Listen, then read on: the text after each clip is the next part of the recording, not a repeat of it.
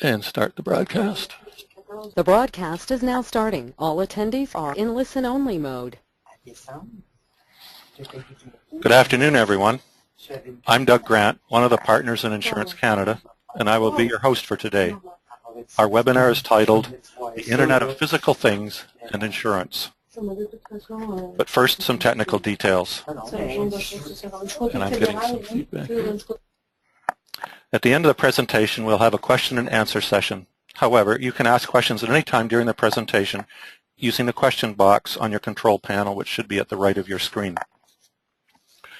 During the presentation and following it, there will be some discussion amongst the members of our interest group. Patrick will introduce them shortly. I think on that note, we're getting close to being ready, but just a couple of more things. You see our topic there and the fact that it's been organized, if you will, over the last month or so by a group who have been meeting for some period of time, and that's our Insurance 2025 study group. And Patrick, if you would move, click the button this time, I won't ask you again, and we'll move on to who's sponsored. So it's the study group and our Insurance Canada Technology Conference coming up in the beginning of March on the 9th and 10th in Toronto about the digital customer experience is the sponsor for today. So on that note, I think I'll go ahead and introduce Patrick, who I'm sure to most of you I really don't need to introduce. He's been a long-time member of the insurance community in a number of different roles. His inquisitive mind and interest in techie things at all multiple levels have caused him to dig into the whole connected world space. So without further ado, Patrick, over to you. Oh, thank you very much, Doug. I will try to restrain myself from giggling out loud with that introduction, but it was very gracious of you. Thank you very much all for joining us today. As Doug said, this is an extension of a group that's been talking to one another since I guess 2022 or 20. No, I'm sorry, 2012 or 13. I'm getting way ahead of myself. The purpose of this was just a group of interested people in the industry looking at what a 10-year horizon would be for insurance and technology and what some of the implications are. Today we are going to be looking at the Internet of Things, and this is the focus we're going to have. We're going to be looking at the Internet of Things. We'll do some introductions first. My computer is taking control of itself. We'll look at the personal things and insurance. We'll look at commercial things and insurance. We will look at what the implications are for the insurance business. And we will have, hopefully at the end of the time, open discussion. And as Doug said, we welcome questions either in the question box or in the chat box down there. And we'll deal with them either as we go along or at the end. So thank you again for joining us. I'm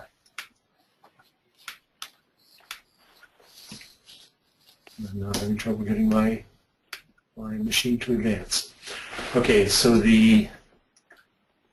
we've created obviously an acronym, as you have to in this time thing. It's the I2SG study group, and the people who've been standing members of this are Brian Bedford, who is on the line with us, Doug Grant, whom we've met already, Chris Hill from Urban Herb, whom we expect to join us today, Dorothy Josephson from SGI Canada, Catherine Cargas from Marcon, Greg Purdy from Get to Clarity, and myself.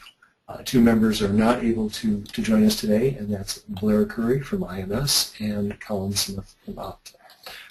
As Doug mentioned, we have been sitting periodically, every couple of months or so. We will choose a topic amongst ourselves, and we will engage in a discussion around it.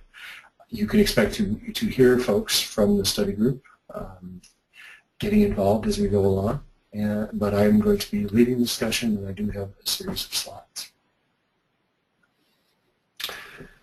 So the Internet of Things, and I am giving credit to Donald Light from Selwyn for putting together the construct of this, which I think is elegant in simplicity, but it shows some of the complexities underneath.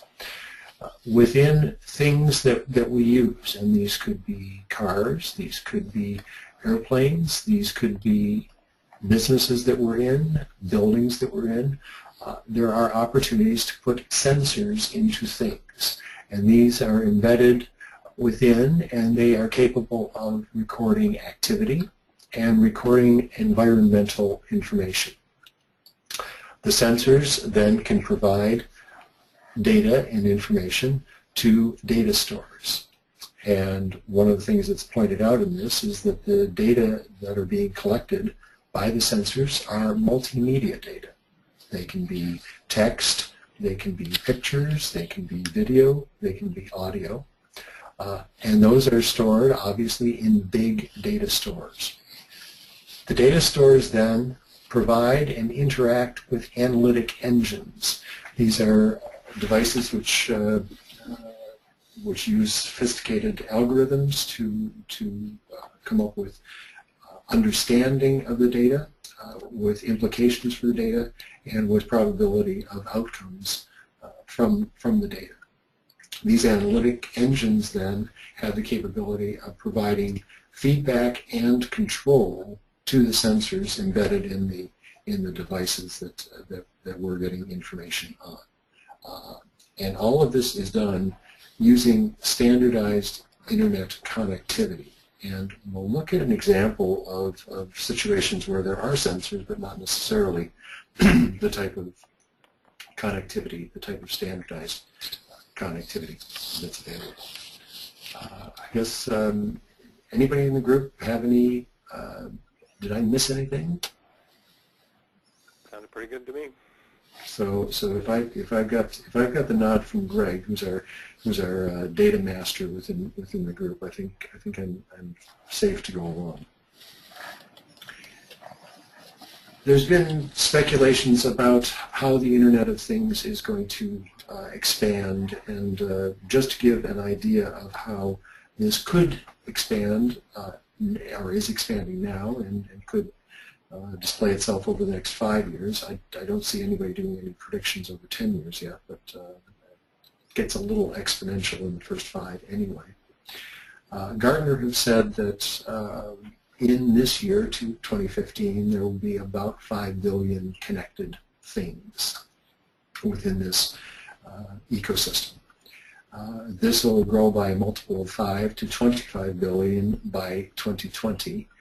And there will be about $260 billion US dollars in support services revenue by that 2020 period. The IDC have calculated what the world market will be in relation to this, so buying and selling of these devices and the analytic devices associated with it, approximately $2 trillion in 2013, going up by a factor of 3.5 to 7 trillion in 2020. So certainly formidable dollars are being spent and being projected. The third is kind of interesting, and it came from, to me, it's kind of interesting. It came from Barron's, who tend to be pretty bullish on this, and they note some of the data that's being put around. But they say that there's 2 trends that are in place here. First is the democratization of this technology, that this has become relatively inexpensive and is getting more inexpensive as it goes along to be able to get into this world, and being able to embed sensors in things and be able to take data from that. So if we look, for example, at the telematics world, a few years ago, putting devices into vehicles was in the 150, 200, sometimes more, just to get the device in the vehicle. That has decreased substantially as other people have entered the market, and gone to almost zero if you can take your smartphone and use it for the device within the vehicle. So there's a democratization making this open to a number of people. And this also allows the Internet of Things to start small but there's the opportunity to scale very, very rapidly because we are using Internet technologies to do this. So Barron's is fairly bullish on this. Just pause for a second. Anybody in the group have any other data that talks about how the Internet of Things is expanding? Sorry, Patrick, it takes me too long to count to 1 billion, so I haven't got that capability at the moment. One finger at a time. One finger at a time. In any event, it looks as if it were a somewhat hockey stick sort of growth, and this is penetrating and it's being used in a variety of different ways. For our purposes in looking at this in relation to insurance, we've classified the Internet of Things into 3 categories. One is mobile things, and this is probably the most common now, certainly within the insurance industry, as we look at using telematics to rate and underwrite insurance policies for automobiles.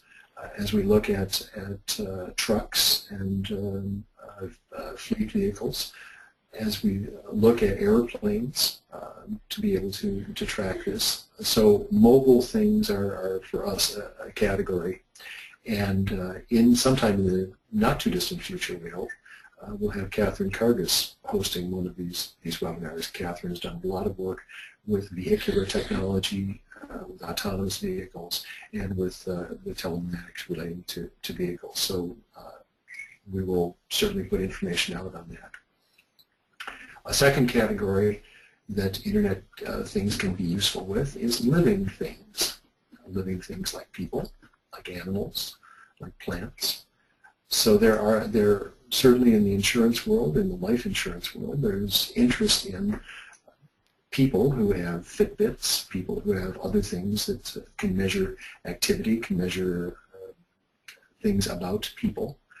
And some of this is fairly interesting when it comes to underwriting. It also gets a little bit spooky when you think about organizations who would have access to this information. Animals, there's a fair amount of husbandry that goes along with this, and animals can be tagged and can be measured for different things.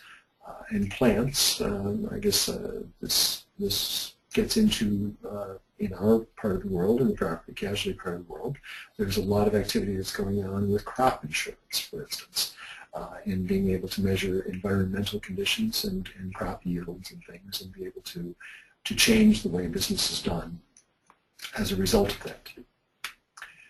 The thing that we're going to talk about today, though, are physical things. These are buildings, these are roads, these are other things that are of a physical nature, and we're going to get into that now.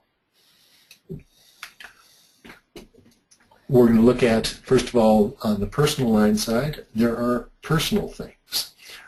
And we'll talk about a specific example of this, but as I was doing some research on this, I came across a quote that I think is kind of interesting and germane to what we're talking about, from Steve Prentice from Gartner, who said that looking at the Internet of Things, the greatest competitive opportunities arise not from just digitizing a product or service, but of creating a new business model and a value proposition from that. And as I'm going through the material on the Internet of Things, this obviously changes the way we look at stuff, but also has the capability of changing the way we insure stuff. And that's, I think, the aspect that we'll get into a discussion about in a little bit. But it's the digitization is obviously the thing that draws people's attention. One writer said at the recent Consumer Electronics Show in Las Vegas that the star of the whole show was the Internet of Things, that things there were being digitized and being connected to this network. So, but it's the new business model and value proposition, I think, that we'll get into it after a bit. So the example of a personal thing that I think is most interesting is that dumb things make bad things happen. Example I've got here, what happens when there's a serial entrepreneur that has an undetected broken water pipe in his cabin for 2 months? That same entrepreneur then gets a bill for $100,000 for the water damage in the cabin. And as he's trying to say, well, if I had the sensors in place that could sense this, the water running or things getting wet, he discovers that none of the sensors that he has in his cabin or in his home connect together. So he couldn't have something that says, I'm getting wet, I should call the plumber. He takes that and he creates a company called SmartThings. So this guy is Alex Hawkinson, who's, I'm not sure whether that's his home or his cottage, but it looks pretty nice to me. He said in an article in Forbes middle of last year, he said, I couldn't believe that the house I had didn't have a voice, didn't have a mechanism of telling somebody, I'm on fire, I'm getting too hot, I'm getting too wet, and went about creating this company that makes hubs to connect those sensors that are already in his home together. And this has become something of the first step in the industry, a fairly large industry, so there are a number that are out there. He's not the only one doing this. Anybody have any thoughts on people in Canada doing this?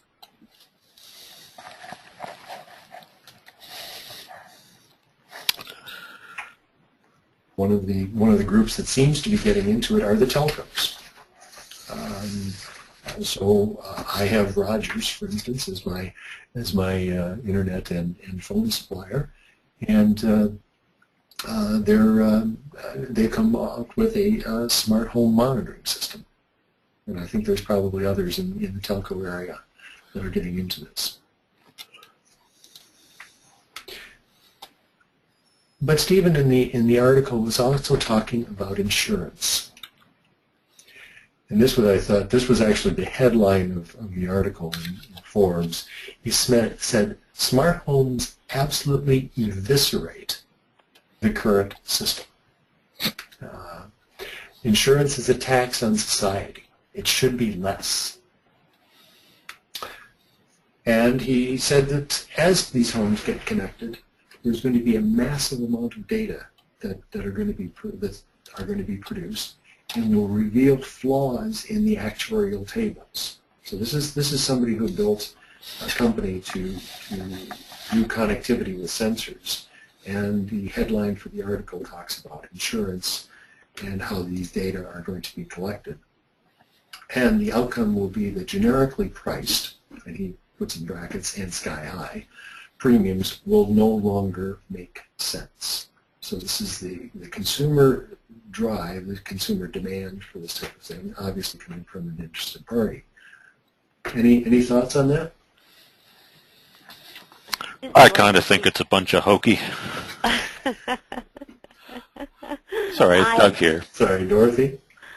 I was going to comment on the flaws in the actuarial tables and think this creates tremendous opportunities in the actuarial tables, for new actuarial tables, and keeps us going down that path that we started, that companies started with greater and greater individualized rating.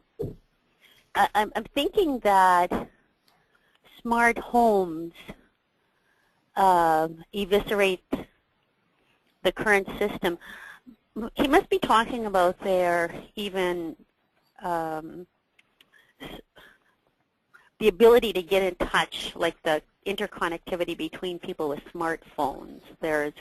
If I know something's happening in my house, and I know it now, even though I might be at a football game, I can respond a lot quicker than if I happen to have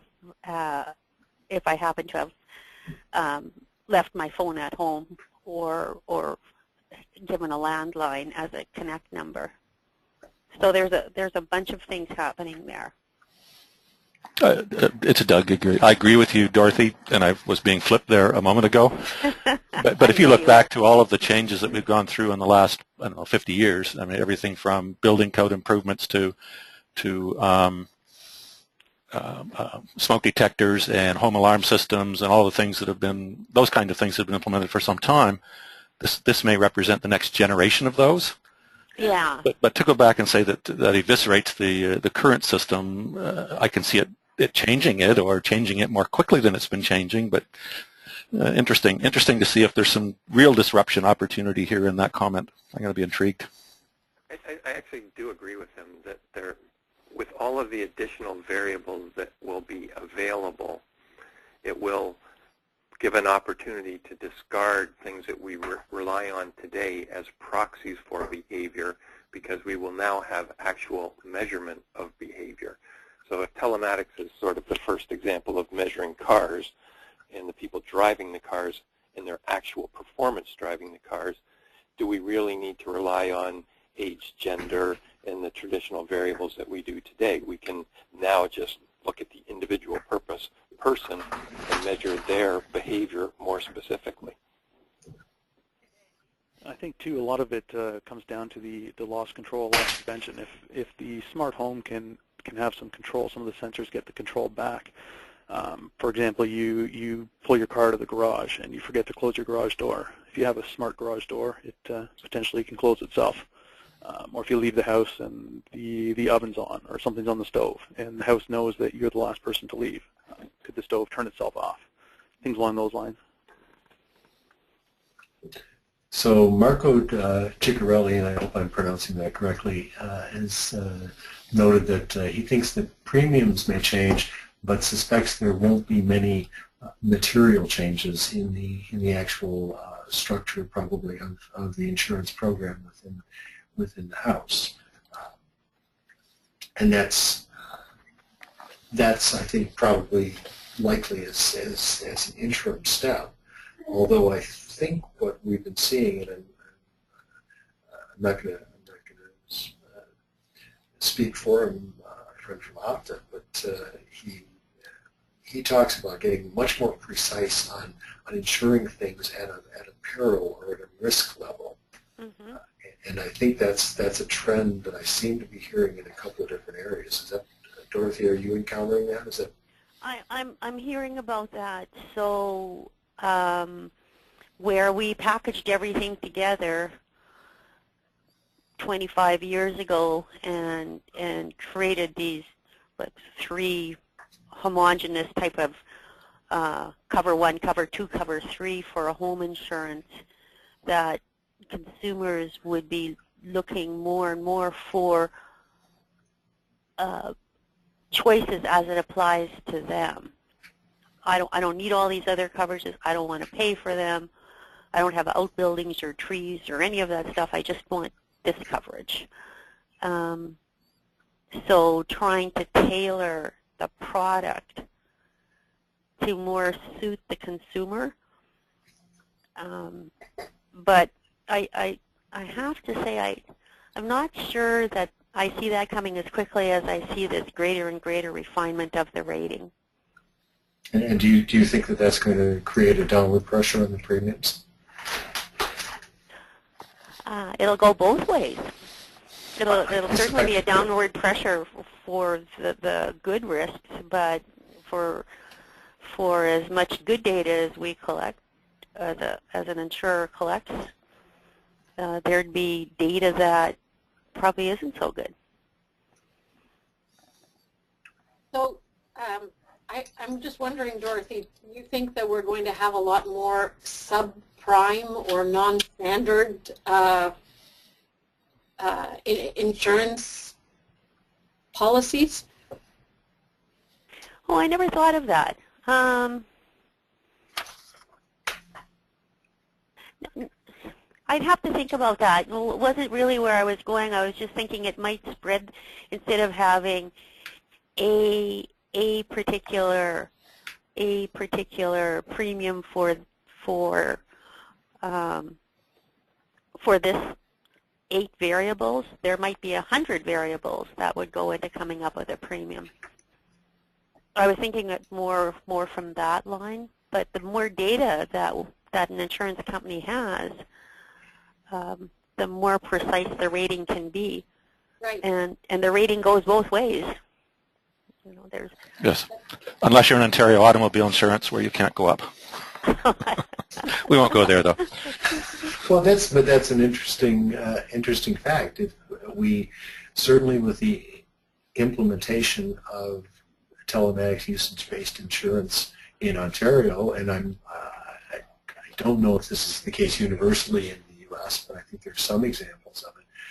That part of the regulator's initial thrust was, yes, you can use this to provide discounts, but not necessarily to increase premiums. And certainly, I think that's the case in Ontario just at the moment. Mm-hmm.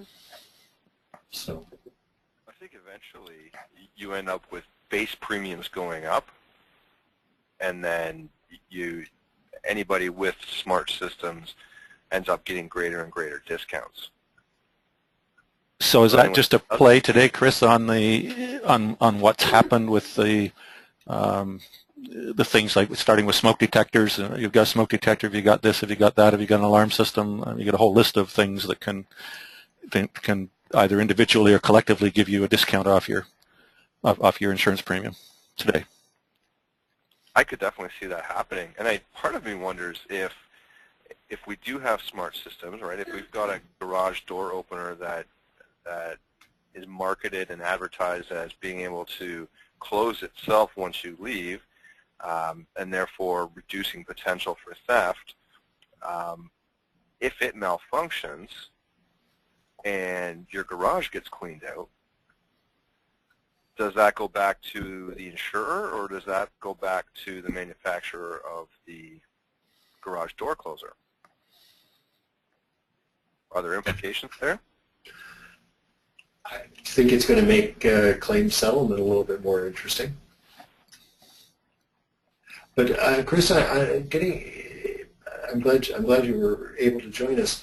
If we were to move into this, is this going to make it more challenging or easier to explain to the insured?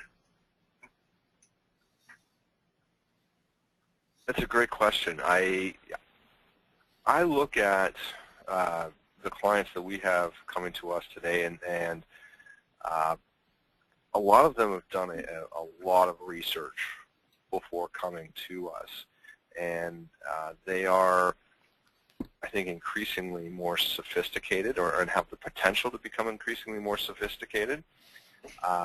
So it's a matter of making sure that they've got the right information and they're looking at it from the right point of view. So there's definitely a role for brokers and advisors to play in this, and making sure that we do explain it. But I think on a very basic level, clients are going to understand, because the products that they buy, the systems that they put in, they're doing a good job of educating them on these things as a selling point for this type of system. So they could come to you educated on what these different variables are. That would be my hope. Yeah, well, that's or you might find yourself engaging people to do that for some of your clients. So I've got a question here from Ken Metcalf, who's asking, might the Internet of Things affect coverage period as well? With more dynamic reporting, risk will change more frequently. So could there be triggers for change of risk or change of period, or would we look at contracting the coverage period? I think from a mobility perspective, one of the things that is being discussed is moving forward when you're talking about driverless technology. the possibilities is that you buy insurance for the trip, for an individual trip. And if you're doing that, the price is going to vary with potentially with climatic conditions. So if you want to take ride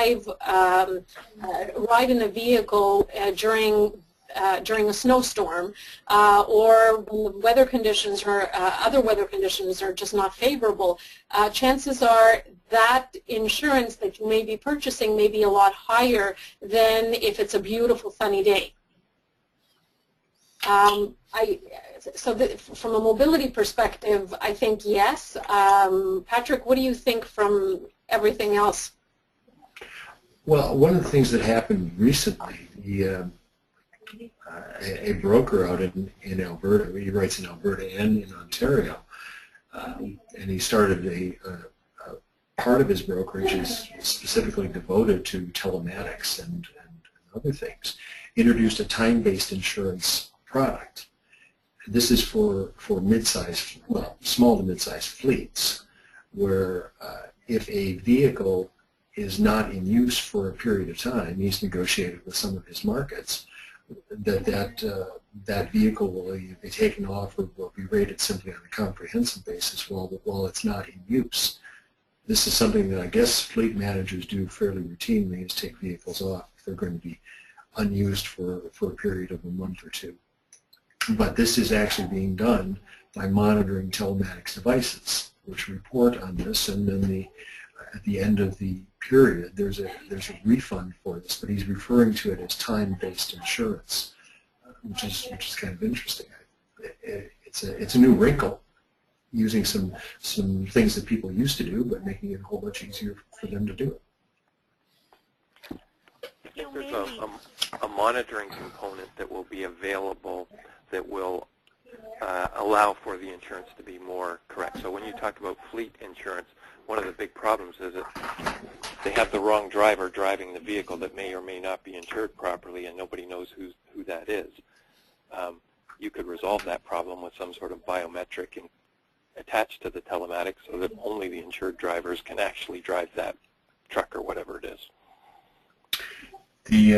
Michael O'Brien notes that the malfunctioning or Internet of Things will most definitely play a role in third-party liability assessments. I know this group has talked about this before. He says that the IoT device may also be subject to hacking and deliberately created malfunctions by outsiders.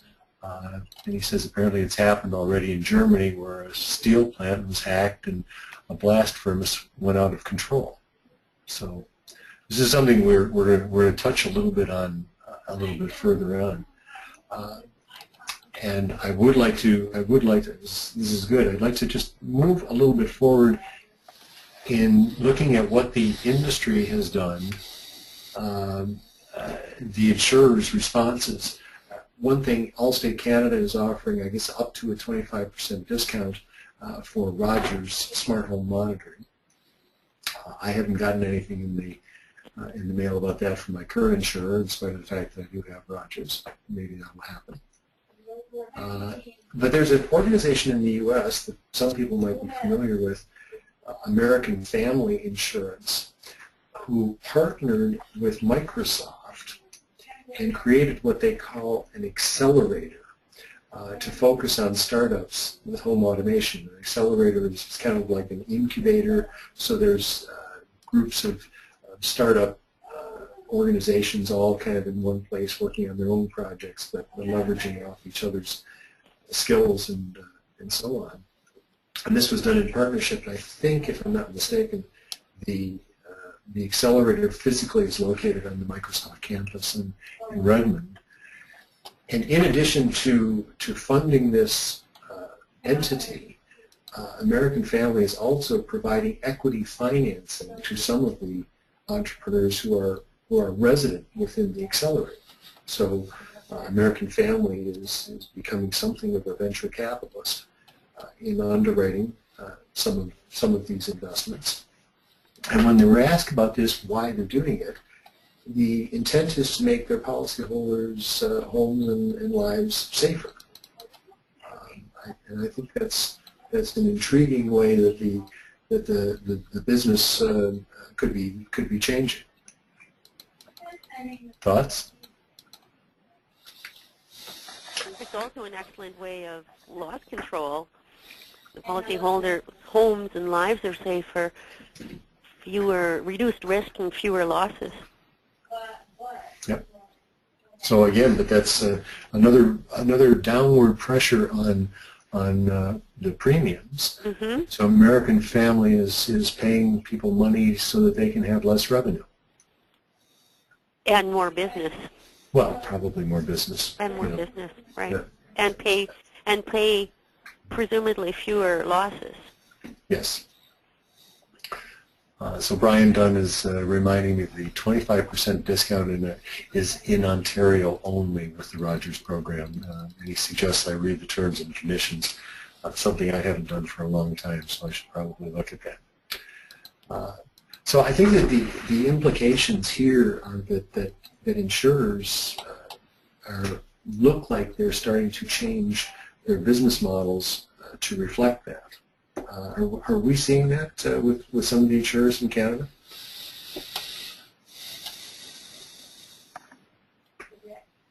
Chris, are you getting stuff from insurers that suggest that they're going to be offering different things based upon, I mean, usage-based insurance obviously for vehicles is a big topic, but getting into other areas at all? There's not a whole lot from a property standpoint. There's, I guess, a little bit with water loss. It's definitely not connected and smart, but we are seeing insurers looking for backflow valves and sump pumps and that sort of thing. But that it's for me, it's kind of basic common sense stuff at this point in time, and not really necessarily an innovative approach. That sometimes the least common thing around is common sense, but that's a different discussion. Okay, let's switch over for a little bit to commercial things, and I. From my perspective, I think probably the biggest opportunity, and that note about the malfunction of devices and hacking is I think germane here. Commercial property. In doing a little bit of research, apparently property managers and their associations are really getting interested in smart buildings and how these things can be connected. First of all, it lowers maintenance costs for them if they can figure out that some areas don't necessarily get as much traffic as others, or there are high traffic areas that need more maintenance. They can shift things around. It allows better design, so apparently they can track people, and if they come in the door, they turn right or they turn left for a reason, and that allows them to make better use of the environment. And also they were getting into, excuse me, high-tech things, where there's in pharmaceutical development, they can get improved detection of nanoparticles in the atmosphere and do better filtration, providing a whole lot more risk control in it. And an example that I found in a research brief from SMA talked about Trane Company. They're HVAC manufacturer, so big heating and cooling systems, that by using this type of sensor technology, they're able to identify and resolve problems 30% faster, at the same time reducing risks of fire and water damage to the facility. And this apparently has allowed them to move more into a service environment away from just a pure product play in that. So I think we're seeing some of the suppliers getting impacts within their own business model on this. So anybody seeing anything else in the commercial property area? I follow Boiler Insurance and Inspection Company's Twitter feed as one of several, and they're frequently mentioning different insurance issues with losses and so on that could be prevented by better monitoring and so on. And certainly my sense is they have a traditional organization in monitoring industrial equipment and non-industrial equipment, for that matter, from what I can see, and reducing, again, the probability of problems and issues that could come back in an insurance sense. I've got to assume that those are connecting better than they ever have. There was a recent white paper sponsored by FM Global that talked about logistics. This is an area that's fascinating to me, and I can't find my way around my own condo here half the time. I look at some of the things that large organizations do with logistics, and I'm just fascinated. But they're looking at the ability to use these types of sensor things to do a much more precise view of things that have been created, manufactured, where they are in the manufacturing process, where they have to be shipped, where things have to come from in terms of parts, and when they can be delivered in order to reduce friction time and lost time and stuff like that. Well, one of the things that the white paper points out is that there's a trade-off, and that is now they have to have much greater security that's available.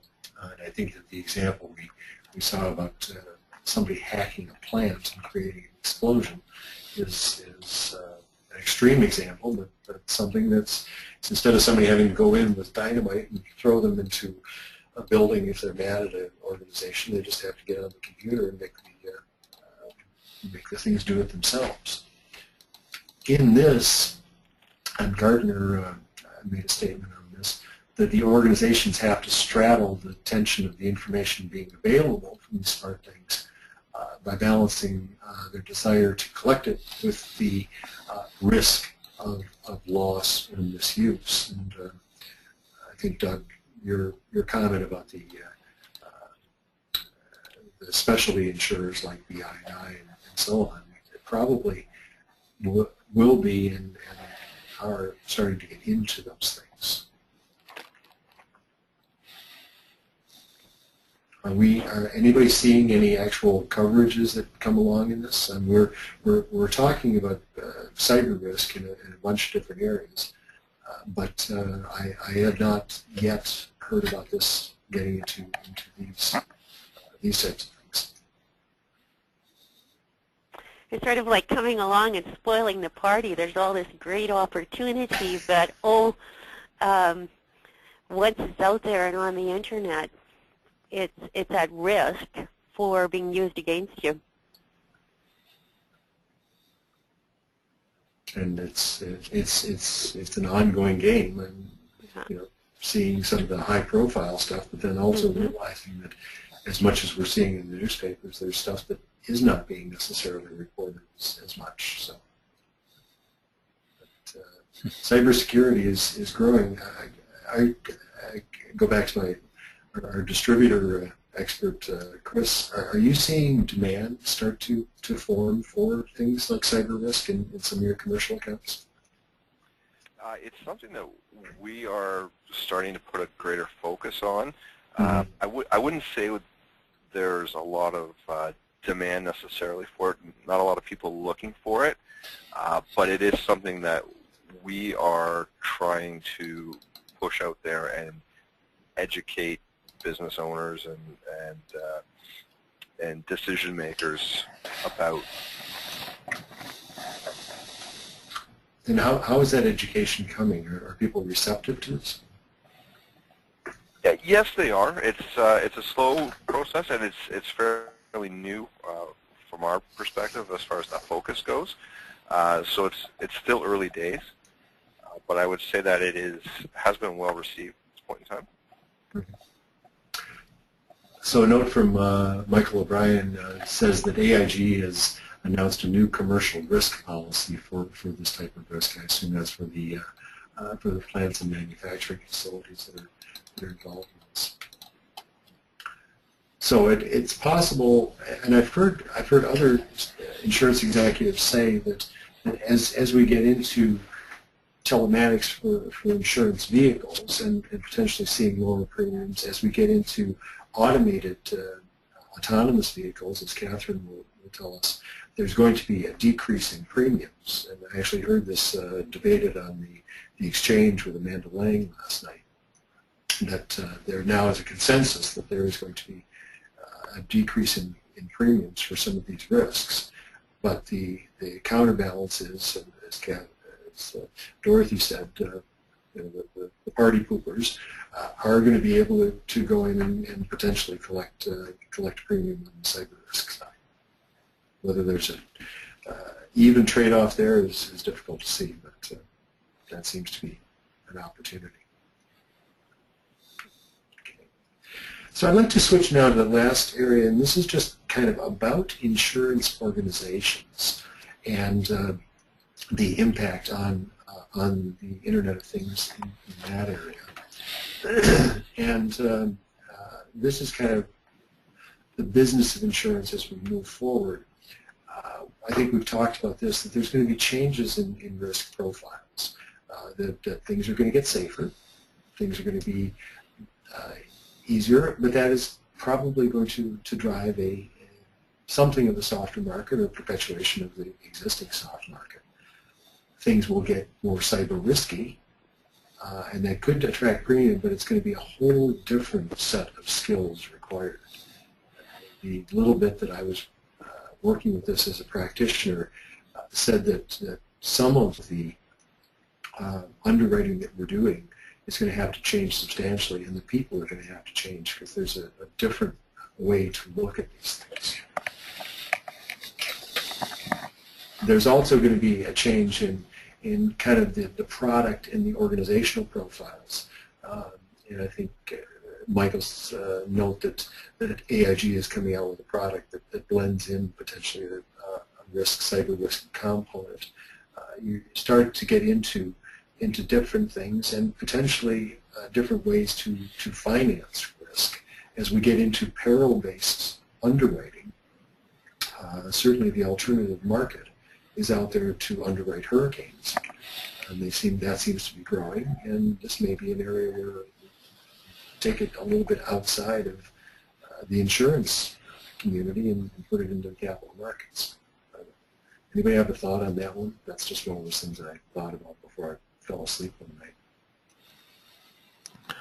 I don't know about anybody who thinks about hurricanes before going to sleep. That seems to me like something that doesn't solve insomnia.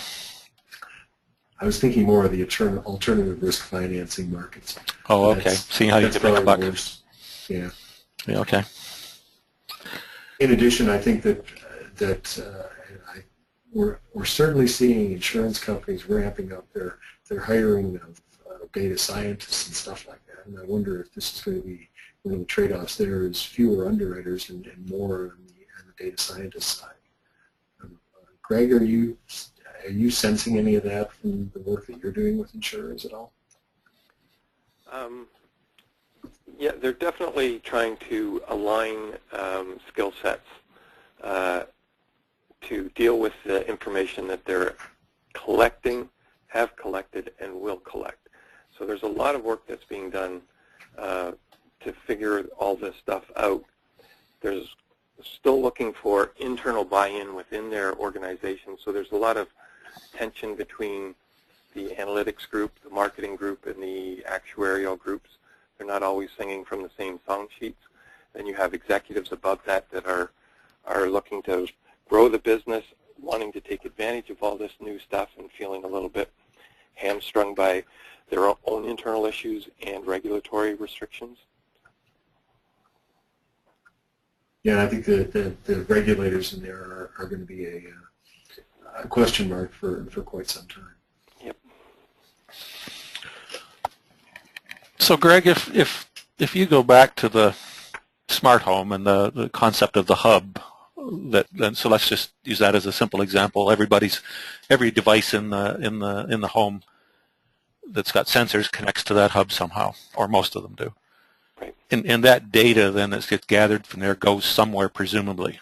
I mean, I suppose you could store it on the hub, but I think the whole concept of this is it's connected, and the store sorry, there's a data store somewhere, and then somebody analyzes that, and so on and so forth. Are insurance companies that, by and large, would they look at being that data intermediary themselves, or do you see there being a new industry growing up that would deal with that huge amount of data and extract to whatever degree the insurance company wants out the end, whether it's a scoring mechanism or whether it's a whole bunch of clean clean data, sorry, that's consolidated down to something that's much more manageable? Absolutely. There are going to be organizations that are performing that task on behalf of insurance companies. Some will have the resources and the desire to do that, but I suspect the vast majority are going to outsource that. We already are seeing that kind of movement with telematics.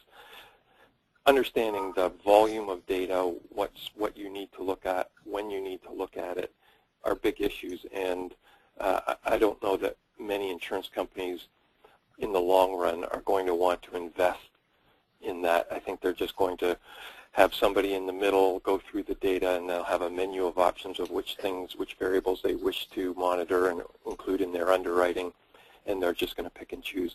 So yes, there's going to be whole new groups of people going through this information all the time.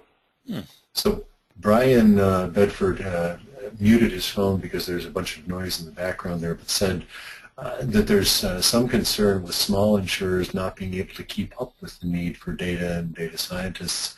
And the question he has is where can the smaller insurers, get these data from? The third parties. So it's possible that some of the insurers may elect to become service providers to smaller insurers with the data that they have. Is that? It's possible. Even the large insurers, to some extent today, are outsourcing a lot of that actual analytical work.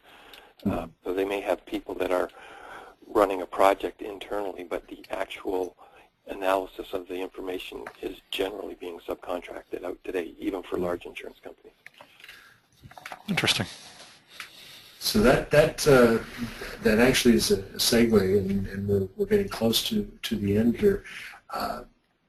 One thing that I picked up is something, it's from the Celent, a recent Celent survey, which talked about responses to queries about this stuff, the Internet of Things and the impact on business.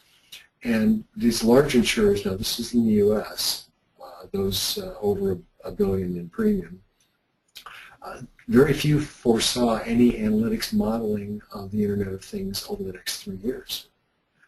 60% were unsure they were ever going to have that functionality, and none of the C-level executives that they interviewed from the larger companies felt that this was going to substantially change their business. Whereas mid-sized insurers, this is in the 500 million to $1 billion range, 20% already had the capabilities for doing non-auto line of business analysis. And another 20% said they were on track for having that capability within a 1 year period of time. It just seems like, for some reason, the smaller insurers are taking to this faster than the larger insurers. I'm curious about that. I think that's real. I think that's real here as well. The larger insurance company at the C level, really, I'm not sure they appreciate all of the opportunities and challenges of the Internet of Things. I think the smaller organizations are a little bit more nimble and demographically more available to these ideas.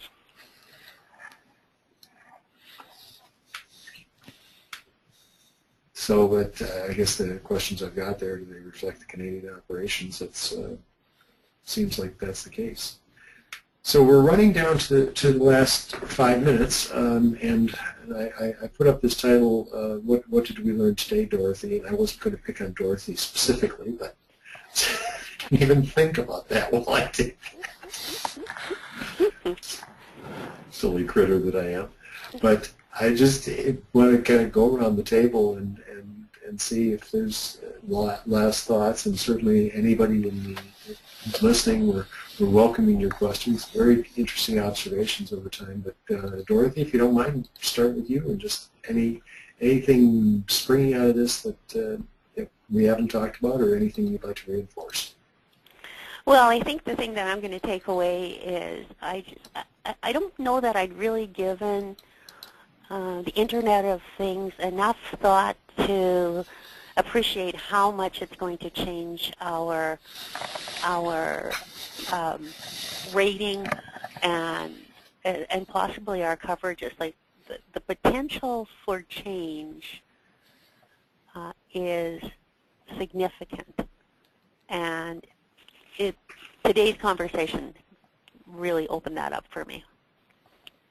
Great. And I'll just go down that column. Catherine, is there something that you've looked at this an awful lot from a lot of different angles? So. Yeah, I think we've been talking about consolidation in this group for a while, and it's clearly a trend in the industry. With the pressures that the Internet of Things, whether it be mobile or immobile objects, I'm just wondering to what extent that is going to precipitate that consolidation. Okay, it's an interesting thought. Greg, anything from your perspective that? I think that the Internet of Things is going to initially be implemented more on the marketing side. We'll understand profiling and segmentation of clients better and quicker, and then it will move over into the more actual insurance role of underwriting the risk. So I think we'll see it start easier on easier things and move to the more complicated issues over time. And I just got a note from Brian, who says that the increased consolidation is going to be a definite occurrence.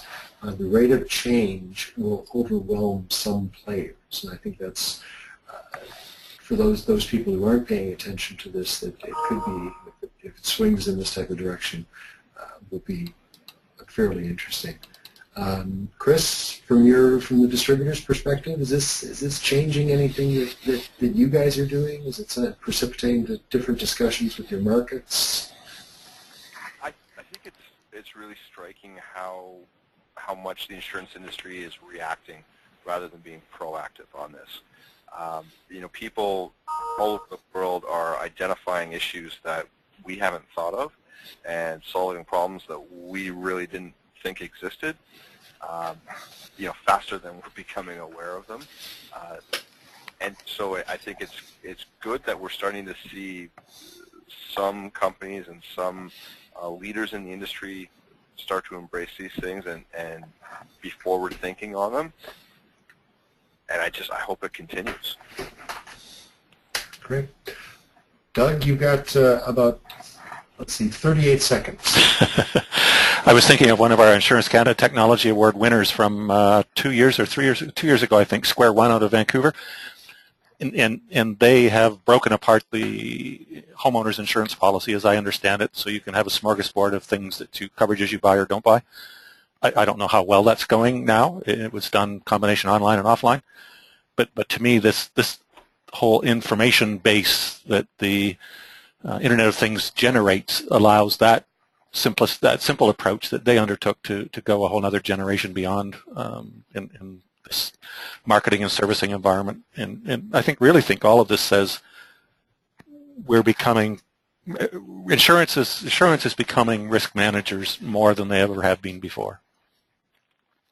I think that's an important.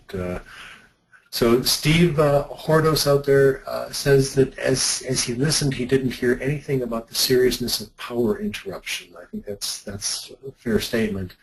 This connectivity is well and good, but if there's no power, there's no connectivity. So that's part of powering this is a very important infrastructure consideration. And Marco Tuccarelli came back and also said that maybe the smaller insurers may be able to take advantage of the Internet of Things because of external cheap data. I think there could be opportunities for people to get in and provide that. And I think though that the expertise in this area. My last thought is that I think this has been a very, very good discussion. I'd like to thank everybody from the study group. I'd like to thank everybody who dialed in today, and I'd like to especially thank Doug for helping put this together. We will be having our session at the Insurance-Canada Technology Conference on cyber risk, which may be of interest, and we would look forward to welcoming you there. We will also be doing something fairly soon on mobility and the Internet of Things. As soon as Catherine's got a few moments to spend time together. So thank you all for joining us. I think it's now time that we can conclude this event. I wish you a good afternoon. Thank you, Patrick.